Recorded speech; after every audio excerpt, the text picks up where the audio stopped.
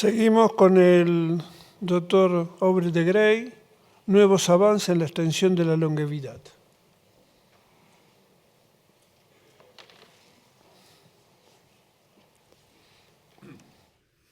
Thank you very much, and good morning, as I gather we're supposed still to say in Spain.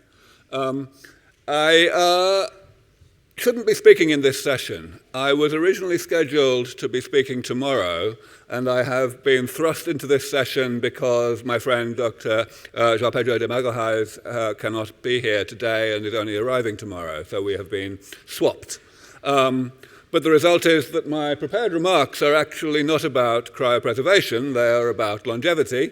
So my talk is more of an extension of the previous session. However, I have decided to change what I'm going to say a little bit and to shorten my prepared remarks to maybe 10 minutes for the second half of my time, so that I can spend the first half talking about cryopreservation a little bit. And since Dr. Cabo started the session by being proudly provocative, I thought I would do the same thing and say what I think of what Dr. Cabo said. Because I feel that it's rather important to give a counterpoint to some of Dr. Cabo's remarks. I believe that the discussion that Dr. Cabo gave about the viability and the feasibility and the way we ought to be thinking about the cryopreservation of brains or of whole bodies rests on two very serious mistakes. And these are very common mistakes that many people make, including scientists and also including medics. But medics especially should not be making these mistakes. I am myself a biomedical researcher. I am a PhD, not an MD, but of course Dr. Cabo is a surgeon. And I think it's important to highlight these two mistakes. The first one is with regard to the nature of death. Dr. Cabo was very clear in his view that if somebody is cryopreserved when they are dead, then they will continue to be dead, even if and when they may be revived. And I feel that this is a distortion of the real situation, because we all know, and medics know better than anybody, that the decision as to whether somebody is dead at a particular point is not perfect, that medics get it wrong sometimes, and that's why there are quite a lot of people walking around today who were once declared to be dead. We know that the conventional definition of death, the criteria that medics have to investigate in order to make that pronouncement, has changed over the years as a result of medical progress that has allowed people who might previously have been thought to be dead to be actually revived. So we must be very clear that death is not this certain, instantaneous process that society and the law pretends that it is. We must remember that all biologists and all medics know that death is actually a gradual process which involves a period of time during which we cannot really say whether someone is dead or not. And the whole point of cryonics is to exploit that uncertainty. There is absolutely no merit, no legitimacy in saying that somebody who has been cryopreserved when they have been declared to be dead is actually dead. None. And I think it is very important to remember that. The other big mistake, perhaps an even bigger mistake that Dr. Cabo made, in my view, is he made a confusion between science and technology. What is the difference? Science is the attempt to understand nature better and better. Technology is the attempt to manipulate nature better and better.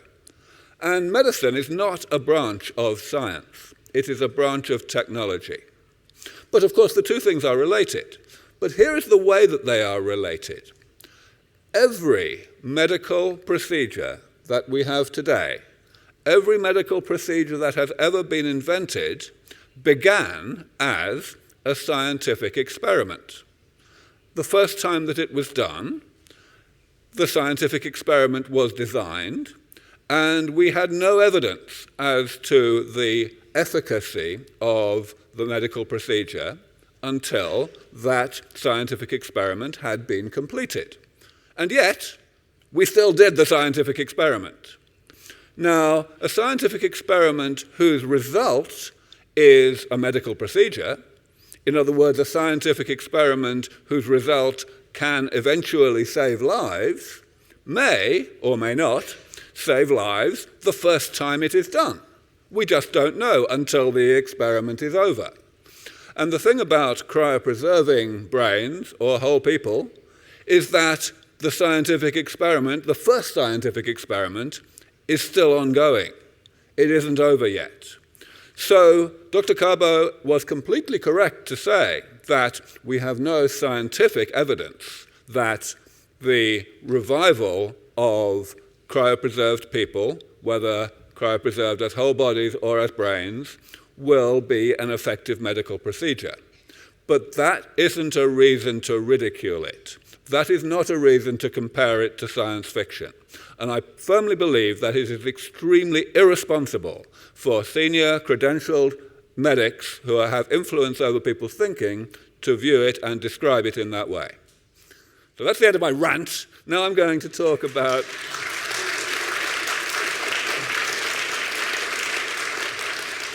Now I'm going to talk about longevity. And I'm going to say some remarks which you will see have a lot of similarity to some of what you heard this morning, especially from Dr. Blasco and Dr. Belmonte. You will see that there is a lot of coming together of opinions and thinking in this area now. We should really start by agreeing on what aging is. And this doesn't happen enough. We don't talk about aging enough, about what it is. And if we don't talk about that, then often the conversations about how to do anything about aging become unproductive because they are confused by terminology. So I'm going to tell you what I say aging is. It is simply the accumulation of damage that happens as a result of the way the body works. And in that sense, it is really the same process for a living organism, like you or me, that it is for a non-living machine, like a car or an aeroplane. Aging is not a phenomenon of biology. It is a phenomenon of physics. It is a fact that any machine with moving parts is going to do itself damage when it operates. And that damage eventually becomes too abundant. There is too much damage for the machine to tolerate. So that's when the machine starts to work less well and eventually not to work at all. Now, in biological terms, that just comes down to three words. Metabolism, which is the network of processes keeping us alive, creates damage throughout life, even starting before we are born, and eventually, late in life, there's too much damage and we get sick. So, of course, what we want to do is to slow down those arrows. We want to combat the process that goes from being alive to being dead. And we haven't been very successful. We've been extremely successful over the past 200 years or so in developing ways to eliminate the ill health of early life. 200 years ago, more than 1/3 of babies, even in the wealthiest countries, would die before the age of 1. And now hardly any of them do. And that was done really easily, just by figuring out that hygiene is a good idea and very simple medicines. We have made very little progress against aging. Why? Well, most people would say aging is just very, very complicated. You're not supposed to be able to read this slide, by the way. It's just like... there's just so much going on that it has overwhelmed the ability of medical researchers to bring it under control. And that is part of the answer, but it's not the whole answer. The main answer is that we have been thinking about aging wrongly, just as Dr. Cabo thinks about death wrongly. We have been thinking about aging in a way that is bound to lead us to make unsuccessful attempts to bring medicine to bear on it. In particular, if you ask most people, and that includes most medics, to classify disease, to say in what ways can we be sick. They would say something like what I am showing in this table. They would say, well, there are infectious diseases, that's column 1. There are genetic diseases, that's column 2. There are the chronic progressive diseases of old age, like Alzheimer's or most cancers or atherosclerosis, that's column 3. Then there is this other completely separate thing out in the stratosphere called aging itself, which consists of these very nebulous, poorly defined things like frailty or the loss of muscle mass as we get older. That's what sarcopenia is.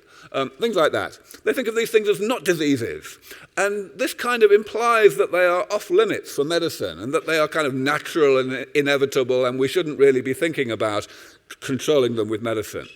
It's nonsense. The correct way to think about the ways we get sick is like this. All the columns are just the same as before, but the big black line is in a different place, to emphasize the fact that column 3 is nothing like column 1. The things that happen in old age are not infections. They are side effects of being alive. And the difference between column 3 and column 4 is purely semantic. There's simply, column 3 is the aspects of aging that we have chosen to give disease-like names to, and column 4 is the ones that we haven't, and that is all. Once we remember that, it's easy to see that geriatric medicine is never going to work very well. If you try to attack the pathologies of old age as if they were infections, in other words, attack them directly and try to eliminate them from the body, you're never going to get anywhere, really, because metabolism is still occurring in these people. So damage is still accumulating. So any therapy that tries to attack the consequences of damage is bound to get progressively less effective as the person gets older. Now, of course, people realized this, a few people realized this a long time ago, more than 100 years ago, and that's why there is a field called biogerontology, the study of the biology of aging. People realized that you have to be much more preventative and intervene at an earlier stage in the chain of events. And their inspiration was the observation that in the living world we see huge variability in how rapidly aging happens. Some species just age a lot more slowly than others. So maybe the idea is we can understand this really well, and then we will be able to use that understanding to influence how rapidly we age. The idea is that we could somehow clean up our metabolism, make it generate damage more slowly than it naturally does. Unfortunately, this was an example of Dr. Carbo's other mistake of confusing science with technology. Understanding something does not necessarily lead straightforwardly to a way to manipulate it. It just doesn't. And sure enough, in this case, this is the thing that gerontologists decided they needed to understand. Metabolism. And metabolism is rather complicated. Put your hand up if you write software for a living or anything like that. Okay, there are a few programmers here. Anyone who writes software will recognize immediately that this is the ultimate nightmare of uncommented spaghetti code. There is no way in the world that we are ever going to be able to tweak this system to stop it from doing the thing that we don't want it to do, the creation of damage, without at the same time stopping it from doing things we need it to do to keep us alive. Not going to happen. And of course, actually, the problem is much worse than that. This is a simplified diagram of a small subset of what we know about how the body works. The amount that we don't know about how the body works is far bigger. Every biologist will agree with that. And that's ignoring even the stuff that we don't even know that we don't know. So, it's never going to happen. Now, I haven't got really time to talk about the next mistake that biologists made, that gerontologists made, which was in the early 1990s, to try to emulate the way that organisms respond to famine. That doesn't work either, basically because long-lived organisms don't respond very much to famine. Instead, I will go on and talk about the approach that's actually going to work, which is damage repair. I'm going to call it the maintenance approach. The idea here is that our goal is to slow down, to weaken the link between metabolism and pathology, between being alive and being dead. But we can do that without weakening the link between metabolism and damage or the link between damage and pathology. We can leave those links intact, and if we can just separate them from each other.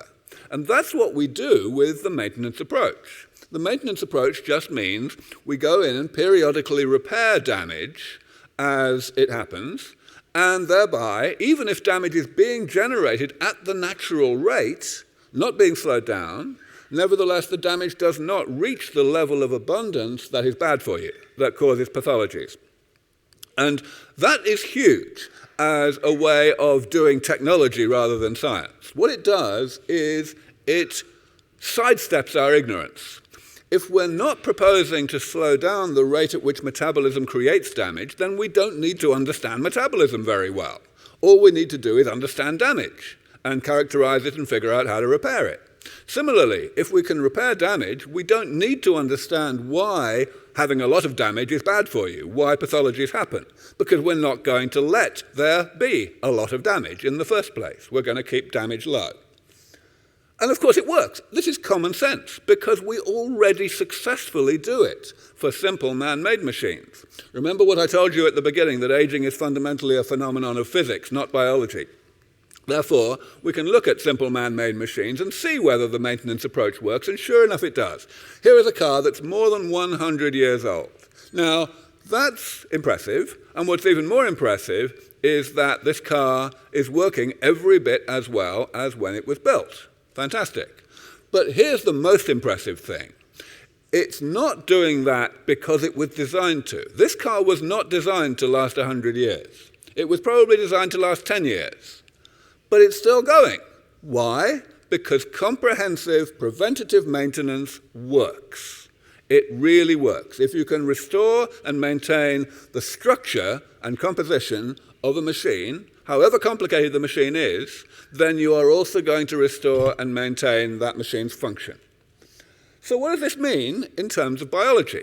Well, of course, the question I have not answered yet is, can we actually do this? Is the body simple enough that we could actually implement this maintenance approach? It may be common sense, but it still may be very, very, very hard. But actually, I don't know. Because remember what I just told you about sidestepping our ignorance of metabolism and so on. We actually don't need to worry about how complicated the body is. We only need to worry about how complicated the damage is, this set of intermediates between metabolism and pathology. If we can characterize and repair that damage, we're done. And it turns out that things are looking pretty promising. If you look at the left-hand side of this table, this is my classification of the types of damage that occur in the body. There are many, many, many, many types of damage, but I claim that they can all be fitted into this 7-point classification. All of them are, in one way or another, examples of one of these categories. And if you look at these categories, they are very clear, concrete, well-defined things. For example, the first one, cell loss. What is that? It's just cells dying and not being automatically replaced by the division of other cells. If that happens, then obviously the number of cells in the affected organ will go down, and eventually there won't be enough cells for the organ to do its job, and you get some kind of disease or disability. An example would be Parkinson's disease, which is caused by the loss of a particular type of neuron in a particular part of the brain. And if we look at the right-hand side of this table, the good news, of course, is that there are entries in it for every row. In other words, for each of these categories, we have a generic approach to implementing the maintenance strategy. We can, in the case of cell loss, simply point to stem cell therapy. That's what stem cell therapy is, right? We just want to restore the number of cells in a given tissue to what it was at an earlier age. And we do that by preparing cells in the laboratory into an appropriate epigenetic state so that we can inject them into the body and they will divide and differentiate to form replacements for the cells that the body is not replacing on its own. That's all that stem cell therapy is. And sure enough, stem cell therapy for Parkinson's disease is extremely promising. Even 25 years ago, when we didn't have much of a clue how to manipulate the epigenetic state of cells in the laboratory, still, when the first clinical trials of such therapies were done, a few patients got lucky. They got some of the right type of cells, and those patients, 25 years later, are still completely free of Parkinson's symptoms, despite having had no other therapy for the past 20 years. That's how good it is. And lots of new clinical trials are now starting up because, of course, now we're much better at that epigenetic manipulation of stem cells. Now, in this short talk, I don't have time to go through the other categories here, but let me simply say that the reason why SENS Research Foundation exists is because much more work is needed in all of these areas. They're mostly not nearly so far along in terms of research and development as the stem cell world is, and therefore it's necessary to do the really early stage proof of concept work that demonstrates that these things are feasible. But all of these things are going really rather well. I think I might have I haven't got time to talk about the lifespan, but here's just a summary of some of the papers that we've published over the past few years in this area, making real breakthroughs that have unblocked log jams that have stalled research in very important areas of damage repair for upwards of 10 or 15 years. These areas are now moving forward very effectively. And, of course, other work done by other people has done the same thing, has actually also helped to advance this. And that's really why the whole idea of rejuvenation biotechnology has become a mainstream concept. And it really is mainstream. This is our scientific advisory board. These are all real world leaders in this area. These are people who have put their names to the rejuvenation approach, and they have reputations that they could lose if they were putting their names to things that didn't make scientific sense and technological sense, but they do. Here's someone whose face you may recognize, Dr. Blasco, whom you met this morning. She's been on our scientific advisory board for a long time. She's a good friend of mine, and her work is very much an example of the kind of rejuvenation that I'm talking about. Here is a picture that you've seen a couple of times before in the previous session. This is actually the kind of headline figure from a paper that Dr. Blasco was a co-author on, as you know. But as you also saw, people who had nothing to do with that paper are using it as a way to describe why their own work is relevant. This has kind of become the touchstone of the what constitutes legitimate biogerontology research that is leading to potential medicines. And you may have noticed a certain amount of similarity between what this diagram depicts and what I have been talking about earlier. And of course, you might say that it's a bit of a shame that SENS Research Foundation doesn't get the credit for having said more or less exactly the same thing 10 years previously. But that's okay, because now, you know, 15 years ago when I started saying these things, I was pretty much entirely ignored. Whereas now, this kind of thinking is getting huge amounts of attention. This paper is probably going to become the single most highly cited paper in the history of biomedical gerontology within the next few years. It's still being cited maybe once every 2 days. And that's what matters. That's what matters. People are really paying attention. You see that these people have chosen to divide aging into 9 pieces rather than 7, and they've got their corresponding interventions. It's exactly the same idea that I've already put forward. So this is really a good thing. Now, I do want to close by emphasizing one very important feature of what we do, which is something that journalists constantly downplay or ignore, which is that we are doing medical research. All of the work that you're going to hear about during this conference, whether in longevity or in cryopreservation, is straightforward medical research. And it is not some kind of separate thing. Now, most people who write about my work and the work of SENS Research Foundation in the media, they tend to emphasize the longevity side effect. They emphasize that if we can really cure aging, as they like to call it, then we will live forever. Now, it's true that this medicine is likely to have a big longevity side effect. It's likely to get people to live longer on average because, let's face it, most people die of being sick, and most people are sick because of having been born a long time ago. But that doesn't alter the fact that it's a side effect. And all medicine has that same side effect. It helps people to live longer. The side effect in this case is going to be a lot bigger than any medicine that has come before, but that doesn't change the fact that this is just medical research. And I personally believe that this community that supports this work should say that thing a lot more. I think we should move away from language that tries to emphasize how dramatically different the world will be when we don't have aging. Yes, it will be different in a number of ways. But if we scare people by saying the world will be completely different, then we will slow down the effort to actually get there, because people will not support the idea of giving the resources that are needed to do the medical research. We need to emphasize the continuity of this kind of research with the research that people are already comfortable with. Research to actually get people to stay healthy when they get older. I will stop there, and I'll just mention that I wrote a book about 10 years ago on this, which covers the biological details of it all in great detail. And luckily, I'm pleased to say that a couple of years ago, a very inspiring and visionary publisher from Madrid was able to sponsor the translation of this book into Spanish. This is the version that exists in Spanish. It's being relaunched this week, and I'll be doing a book signing, I think, in a day or two. I forget the details of when. But yes, so this is now available for those of you who don't speak English. Thank you very much. I may have overrun.